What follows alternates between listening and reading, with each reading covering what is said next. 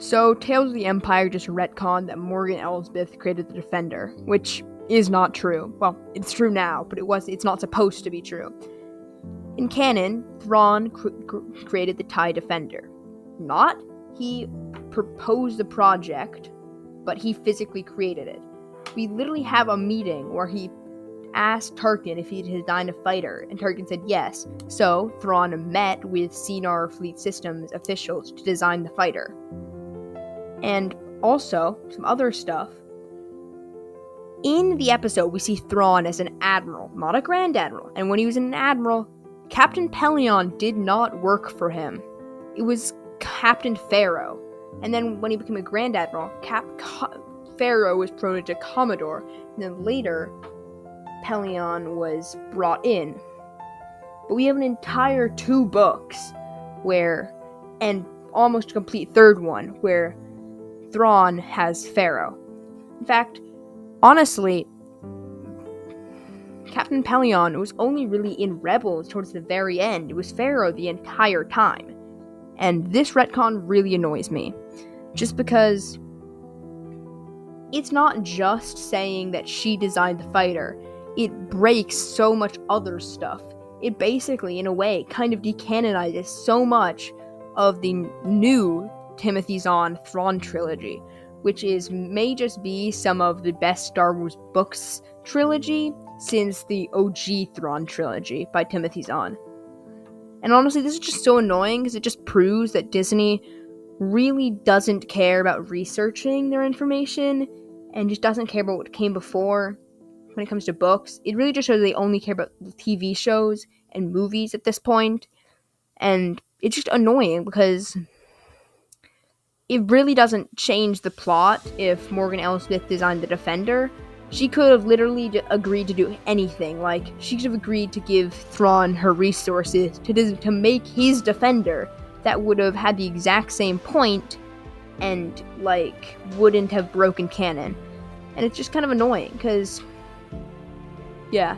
It also doesn't even fit what we know about her, because what we know is that she was a manufacturer. So, my idea would have actually worked better and wouldn't have broken any canon if she just helped them do them, because she has the manufacturing plants on Corellia. And honestly, it's just really annoying, and I just hate to see it, because I really respect what Timothy Zahn has done with his book series, and it's just so annoying. And for a show I was really looking forward to, in the second episode, having this big of a lore break is insane. Honestly, so far, the entire 2 episodes that I've seen so far, which is only the Morgan Elsbeth ones, have just been chock full of lore inconsistencies. Now, I'm not going to do a review of the 3rd episode right now, but the first 2, which is the only ones I've had time to watch, have been really just a bunch of lore inconsistencies. And it's so annoying to see. I know I repeated this, it's just outrageous. And I wish the writers would just actually read the Timothy Zahn Thrawn trilogy if they're going to include Thrawn or Morgan Elsbeth, because it's clear they don't even understand the basic timeline at this point, especially with the Pellaeon thing.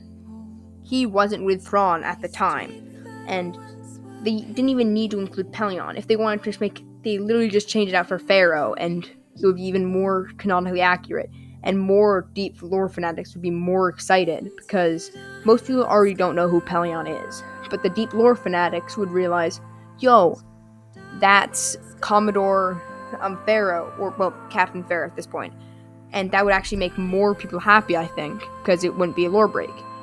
Or they could have maybe even included, this would even be even more of a lore break, but it would actually be kind of fun. I don't want this, because this would be a human lore break with Eli Vanto. Of course, he's already gone at this point, so...